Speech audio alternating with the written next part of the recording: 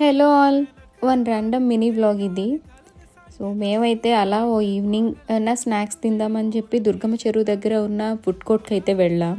దుర్గమ్మ చెరువు పార్క్ ముందనైతే ఉంది ఈ ఫుడ్ కోర్ట్. వన్స్ మొత్తం తిరిగి ఫైనల్గా వచ్చి అయితే నూడిల్స్ ఆర్డర్ చేసుకున్నాం.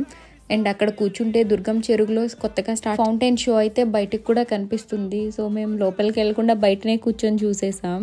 అలా చూస్తూ ఉండగానే మా ఆర్డర్ అయితే వచ్చేసింది. తినేసి వెళ్ళిపోదాం అనుకున్నా, బట్ ఇంతలోనే ఐస్ క్రీమ్ అయితే కనిపించింది.